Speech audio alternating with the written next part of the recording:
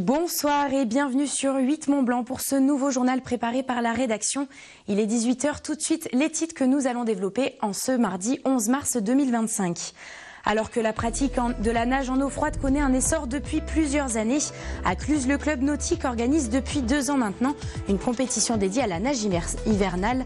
Celle-ci aura lieu les 15 et 16 mars au lac de Morillon, là où s'entraînent actuellement les licenciés du club. Et puis nous quitterons les eaux glacées du Chablais pour aller sur les hauteurs de la Maurienne, où une jeune monitrice de ski se consacre depuis 3 ans au recyclage des tenues de l'ESF. Objectif, éviter qu'elles ne restent au placard une fois changées. Un reportage à découvrir dans le journal. Mais on débute cette édition avec un point sur le procès des soignants agressés à l'hôpital d'Annemasse. Très attendu, le verdict est tombé ce lundi après-midi.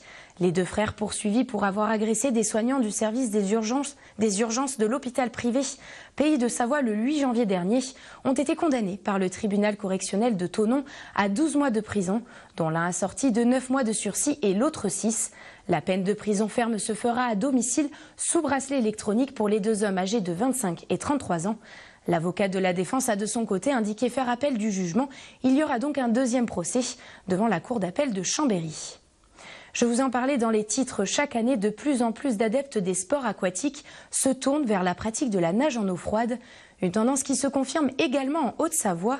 Lancée il y a 3 ans maintenant, la section dédiée du club nautique de Cluses attire de plus en plus de monde. Un élan qui a permis l'organisation du défi du lac bleu, une compétition qui devrait rassembler en cette fin de semaine plus de 200 nageurs venus de toute la France.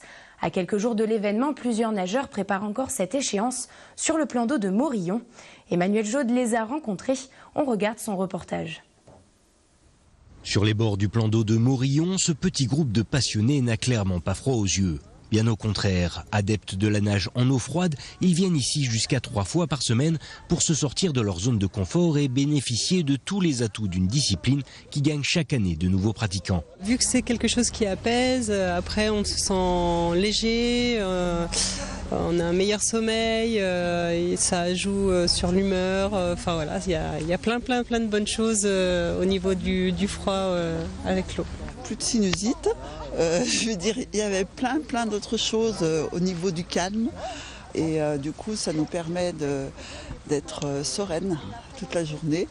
Et puis esthéticienne, les crèmes raffermissantes on n'en a plus besoin, la cellulite on en a moins et c'est vraiment très agréable pour la peau est très douce. Fort d'une quarantaine de licenciés spécialistes de la nage en eau froide, le club nautique a poussé son essor jusqu'à créer une compétition devenue aujourd'hui incontournable pour les pratiquants qui viennent de toute la France pour nager dans les eaux translucides de Morillon. On a un spot magnifique, on a un plan d'eau qui a taille humaine, on a les infrastructures.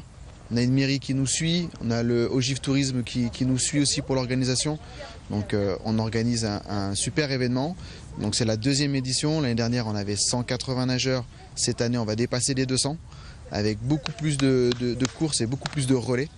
Et on peut être fier parce que c'est le premier événement de nage en eau froide français avec les distances les plus longues. C'est-à-dire que les 500, 700 et 1000 mètres, ça représente à peu près une centaine de nageurs. Doté de tout le confort et de la logistique nécessaire, le site bénéficie en effet de tous les avantages essentiels à la pratique de la nage en eau froide.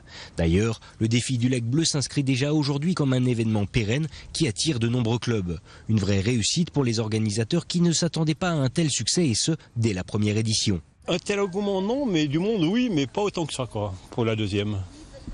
La première était déjà pas mal, la 2e sera bien. Espérons que la 3e sera encore mieux.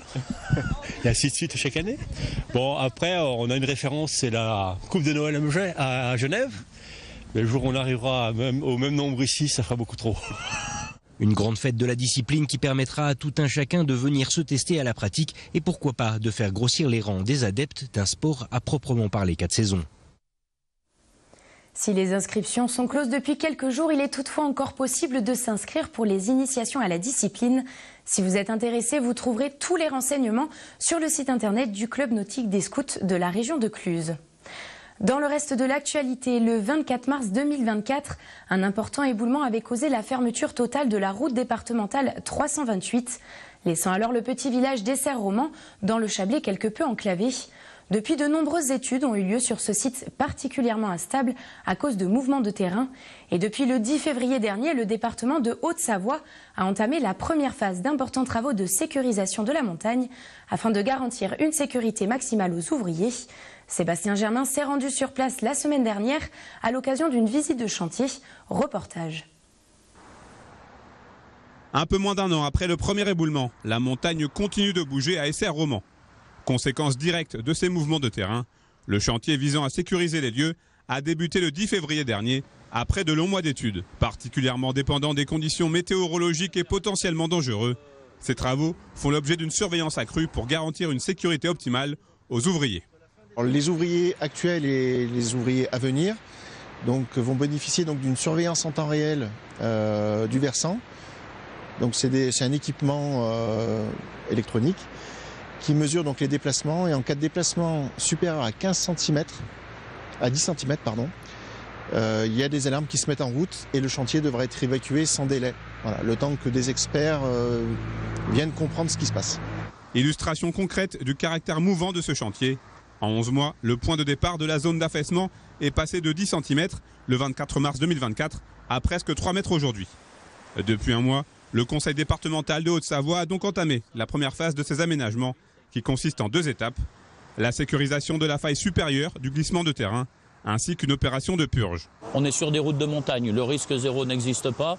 Il y a beaucoup d'investissements qui sont faits sur la sécurité des voiries. 3000 km de route, on le rappelle, 80 km jugés à risque sur l'ensemble de ce linéaire. Et puis des particularités, des choses qui interviennent, qui ne sont pas attendues encore une fois, qu'il faut gérer. Alors gérer avec la performance de nos équipes, la performance des équipes que l'on recrute pour cela. Et puis, encore une fois, il est question de moyens, puisqu'on parle aujourd'hui d'1,5 million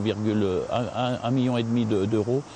C'est des travaux qui restent assez lourds et il faut être en capacité aussi à pouvoir assumer ces fortes dépenses. Pour le petit village d'Essert-Romans dans le Chablais et ses quelques 500 habitants, cette fermeture totale de la route départementale 328 est une contrainte avec laquelle il faut s'habituer à vivre. Ça nous a beaucoup enclavé, surtout l'accès qui est sur Thonon, Évian et côté suisse de ce côté-là. Donc nous, beaucoup de gens aussi travaillent sur la vallée et donc le détour fait 6 km pour revenir au point où nous sommes actuellement. Donc c'est très contraignant. De plus, l'hiver, on n'a pas eu énormément de neige, mais l'hiver, de l'autre côté, la route est un peu plus difficile aussi.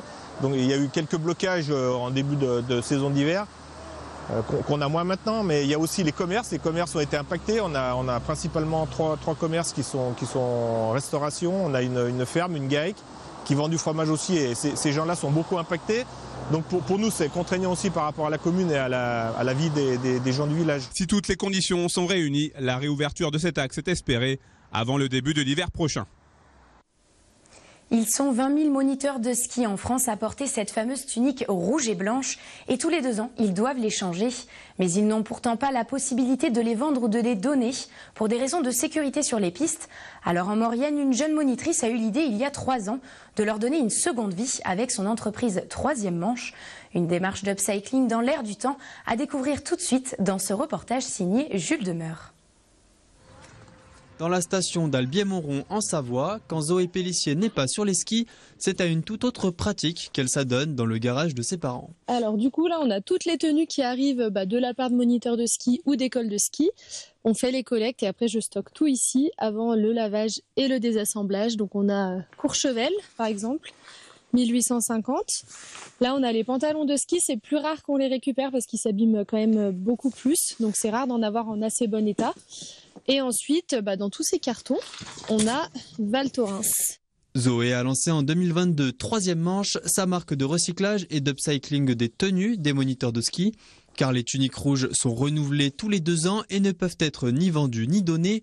Mais pour la monitrice, pas de gaspillage. Chaque veste usagée n'est que le point de départ d'une future création. Donc là, des doudounes, on peut vraiment faire des grands sacs et des coussins avec. Et après, avec les capuches, ça, on les réutilise pour faire des bananes. On garde toute la structure de la capuche et ça nous fait des super bananes. À côté des vestes et des pantalons, elle s'est aussi attaquée depuis peu au recyclage d'une autre matière bien connue des skieurs. Ça, c'est les bâches de protection des matelas qu'on retrouve sur les pistes de ski, pylônes de télésiège, canons à neige.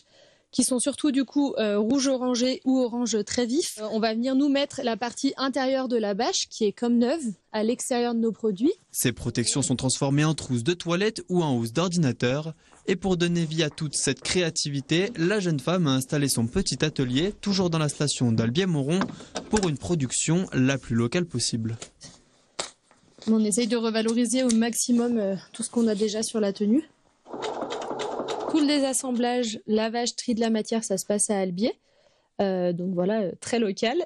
Et ensuite, après, donc pour la production, il y a une partie qui est faite en interne donc, par ma grand-mère et moi. Donc on fait des porte-clés, porte-monnaie, pochettes et les coussins qui sont rembourrés avec l'intérieur des tenues de ski. Et après, on bosse avec des ateliers de réinsertion professionnelle, pareil, sur le bassin chambérien et une couturière indépendante qui est à Saint-Étienne, à côté de Lyon. Donc voilà, tout est fait en Auvergne-Rhône-Alpes. Depuis 2022, Zoé a recyclé près de 1000 tenues de ski, avec lesquelles une vingtaine de produits sont proposés aujourd'hui. Bananes, bobs, portefeuilles ou encore sacs cabas. Des créations disponibles majoritairement sur le site de la marque, mais aussi dans quelques boutiques locales qui soutiennent le projet. On adhère complètement à la démarche du troisième manche. Déjà, d'une part, la démarche éco-responsable, parce qu'on est vraiment sur de l'upcycling à 100%, sur des matériaux de ski. Donc, on est vraiment dans cette démarche. Et puis, Zoé étant d'Albier, on a trouvé normal de l'épauler pour se faire connaître. Si plus de 1000 produits ont été vendus l'année dernière, la médiatisation récente de troisième manche cet hiver semble avoir marqué un tournant. Et pour répondre à la demande grandissante, c'est à plein temps que Zoé va se dévouer le reste de l'année à ses créations. C'est la fin de ce tour d'horizon de l'actualité locale. Merci de votre intérêt pour l'information sur notre chaîne et merci à toute l'équipe pour son travail. Dans quelques instants, je laisse l'antenne à Thierry Paulme pour son bulletin météo. Mais avant de se quitter, un mot sur la Pyramenta qui va débuter ce mercredi 12 mars au cœur du Beaufortin. Jusqu'au samedi 15 mars, plus de 200 cordées de 2 skieurs vont se rassembler lors de cette compétition internationale de ski alpinisme que vous pourrez d'ailleurs suivre chaque matin entre 8h15 et 8h30 sur notre antenne et sur notre page Facebook. Quant à nous, on se retrouve demain à 18h pour un nouveau journal sur 8 Mont Blanc. Excellente soirée à toutes et à tous.